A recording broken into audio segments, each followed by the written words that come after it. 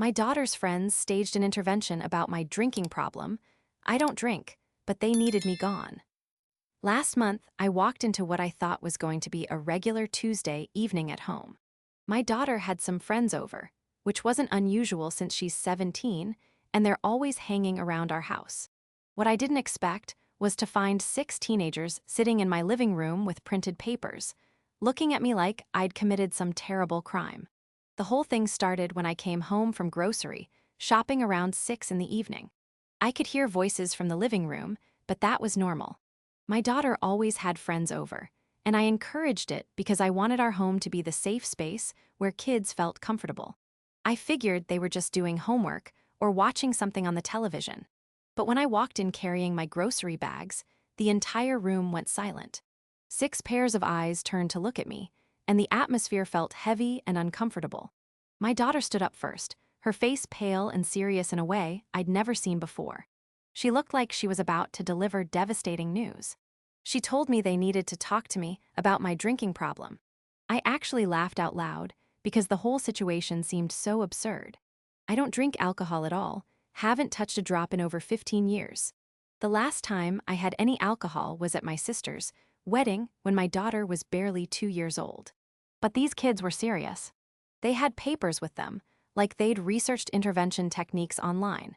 One of her friends, a girl who'd been coming to our house for years, started reading from what looked like a prepared speech about how alcohol was destroying families. Another one talked about how they were all worried about me and wanted to help. I kept trying to explain that there had been some kind of misunderstanding, that I don't drink and never have around them. But they kept insisting they'd seen the signs.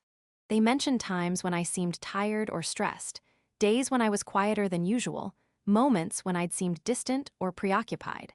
The whole thing felt like I was living in some kind of alternate reality, where everything I knew about my own life was being questioned.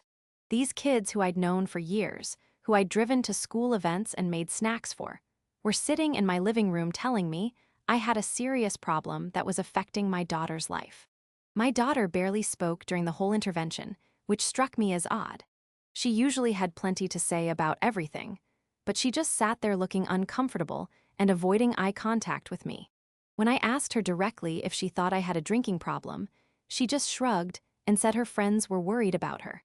The friends had even prepared a list of treatment options and support groups in our area. They'd obviously spent considerable time planning this whole thing. One of them had information about local rehabilitation centers. Another had printed out meeting schedules for various support groups around town. I spent almost an hour trying to convince them that they were mistaken, that I didn't drink and hadn't for many years. I even took them to our kitchen and showed them that we had no alcohol in the house, except for a bottle of cooking wine that had been there for months and was still sealed. But they seemed to interpret my denials as classic signs of addiction and denial. The more I protested, the more convinced they became that I was in serious trouble. It was like being trapped in some kind of psychological maze, where every exit just led to more problems. Finally, after what felt like hours of this bizarre conversation, they presented me with an ultimatum.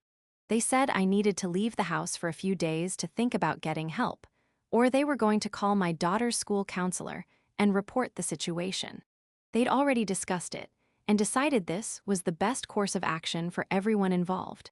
I was completely stunned by this turn of events. These were kids I'd known for years, kids I'd trusted and welcomed into our home countless times.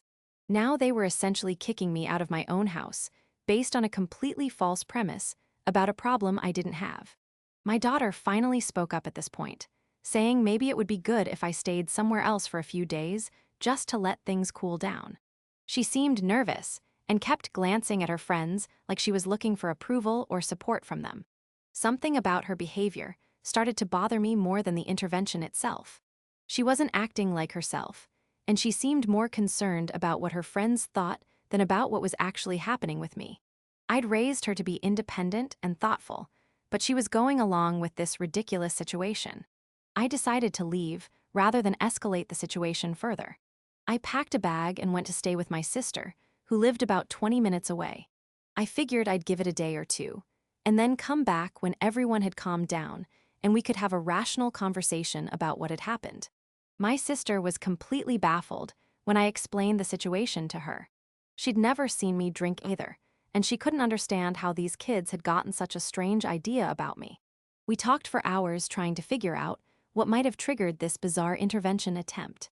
But staying away from home gave me time to think about some things that had been bothering me. Over the past few weeks, I'd noticed that my daughter's friends seemed to be around more often than usual. They were there when I left for work in the morning, and they were still there when I got home in the evening. I'd also noticed that they seemed to be spending a lot of time in the basement, which we'd finished as a hangout space for my daughter. They said they were working on school projects, but I'd heard music and laughter coming from down there at odd hours, sometimes quite late into the night. There had been some other small things too. Food disappearing from the kitchen faster than usual, strange smells that I couldn't identify, and occasions when the house seemed different somehow when I came home from work. Little things that didn't seem important at the time, but started to add up in my mind. On the third day of staying at my sister's house, I decided to come home during my lunch break to pick up some clothes. I figured the kids would be at school, and I could get in and out without any drama.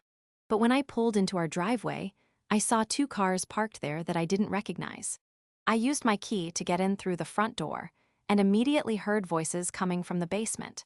Not just my daughter's voice, but several people talking and laughing. I could also smell something that definitely wasn't normal household smells, something that made me realize what had probably been going on. I walked down to the basement and found about 8 people there, not all of them teenagers. Some looked like they were in their early 20s, people I'd never seen before. There were bottles and cans everywhere, and the smell was much stronger down there. My daughter looked absolutely terrified when she saw me. Everything suddenly made perfect sense. The intervention hadn't been about my non-existent drinking problem at all. It had been about getting me out of the house so they could use it for their own purposes. They'd needed me gone, and they'd found a way to manipulate the situation to make that happen. I didn't even get angry at first, just felt this overwhelming sense of disappointment and betrayal. These kids had looked me in the eye and accused me of having a serious problem, knowing full well that they were lying. They'd made me question my own reality and sent me away from my own home based on complete fabrications. My daughter started crying and trying to explain, but I told everyone they needed to leave immediately. I wasn't interested in hearing excuses or apologies at that moment. I just wanted them out of my house so I could figure out how to handle this situation. After everyone left, my daughter and I had the most difficult conversation we'd ever had. She admitted that the intervention had been her friend's idea, and she'd gone along with it because she felt pressured by them. She said she knew I didn't drink, but thought it would just be for a few days, and then everything would go back to normal. She also admitted that they'd been having parties at the house while I was at work, and that it had gotten out of hand over the past few weeks. She'd wanted to tell me, but was scared of getting in trouble, and then her friends had convinced her that the intervention plan would solve everything. I was hurt and angry, but also worried about my daughter. She'd been manipulated by her friends into participating in something that was fundamentally dishonest and cruel. She'd also been put in a position where she felt she had to choose between her friends and her family. We spent hours talking about what had happened and why she'd made the choices she had. She kept apologizing and saying she knew it was wrong, but she'd felt trapped by the situation. Her friends had convinced her that I wouldn't understand and that this was the only way to handle things. I realized that my daughter had been dealing with peer pressure and manipulation that was much more sophisticated than I'd understood. These weren't just typical teenage mistakes, but a coordinated effort to deceive and manipulate both of us for their own purposes. The hardest part was figuring out how to rebuild trust after something like this. My daughter had participated in lying to me about something serious, and she'd allowed her friends to make me question my own sanity and reality. But she was also a teenager who'd been pressured by people she trusted. I decided that the friends who had organized the intervention were no longer welcome in our house. This wasn't just about the parties or the lying, but about the calculated way they'd manipulated the situation and used my daughter's trust to hurt our family. Some boundaries couldn't be crossed without consequences. My daughter was upset about losing these friendships, but I explained that real friends don't ask you to lie to your parents or participate in schemes to manipulate your family. Real friends don't put you in positions where you have to choose between being honest and being loyal to them. We also had to talk about the parties and the drinking that had been happening in our home. I explained that I wasn't just upset about the alcohol, but about the fact that she'd been putting herself and others in dangerous situations. Having strangers in our house while I wasn't there was a serious safety issue. She seemed to understand the gravity of what had happened, and she genuinely appeared remorseful about her part in it. But I also knew that rebuilding trust would take time and consistent actions, not just words and apologies. I made some changes to our household rules and routines to prevent similar situations from happening in the future. I also started checking in more frequently and paying closer attention to what was happening when I wasn't home. Not because I didn't trust my daughter, but because I'd learned that I needed to be more aware of outside influences. The whole experience taught me that teenagers can be capable of much more sophisticated manipulation than I'd realized. The intervention had been planned and executed with a level of detail and psychological manipulation that was honestly impressive, even though it was completely wrong. It also made me realize how important it is to trust my own perceptions and reality, even when other people are trying to convince me otherwise. I'd started to doubt myself during that intervention, wondering if maybe I did have a problem I wasn't aware of. That's a dangerous place to be psychologically. Looking back, I can see warning signs that I missed or dismissed. The increased activity in our house, the changes in my daughter's behavior, the way her friends had been acting around me in the weeks leading up to the intervention. I'd noticed these things, but hadn't put them together into a coherent picture. My daughter's relationship with these particular friends ended pretty quickly after this incident. I think she realized that they'd been willing to hurt her family for their own convenience, and that wasn't the kind of friendship she wanted. She also seemed to understand that their influence on her hadn't been positive. She started spending time with different people, kids who seemed more genuine and less manipulative. I could see the difference in how she acted around these new friends compared to how she'd been with the previous group. She seemed more relaxed and more like herself. The whole situation also strengthened our relationship in some unexpected ways. We'd been forced to have some very honest conversations about trust, peer pressure, and family loyalty. These weren't easy discussions, but they helped us understand each other better.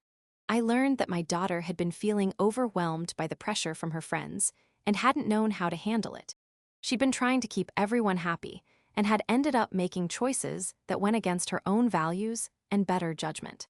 She learned that I was more understanding and supportive than she'd expected, and that being honest with me about problems was always better than trying to hide them or solve them through deception. She also learned that not all friendships are healthy or worth maintaining. The experience changed how I think about teenage social dynamics and peer pressure.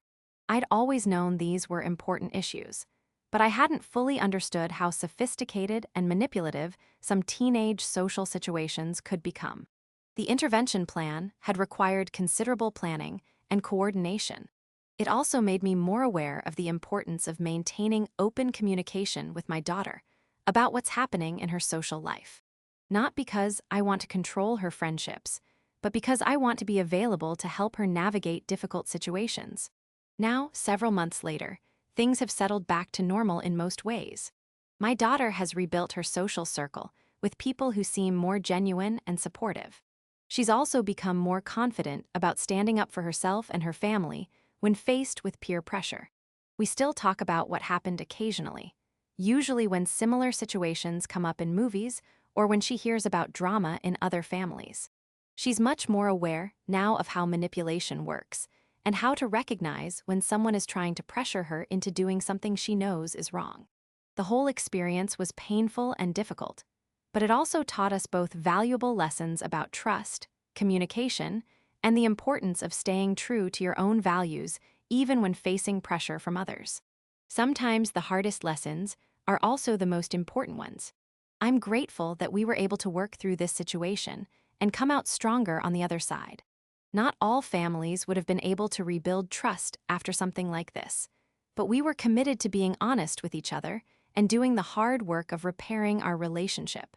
The fake intervention was one of the most surreal and hurtful experiences of my life, but it also revealed some important truths about the people in our lives and the strength of our family bond. Sometimes you have to go through difficult experiences to learn what really matters and who you can truly trust.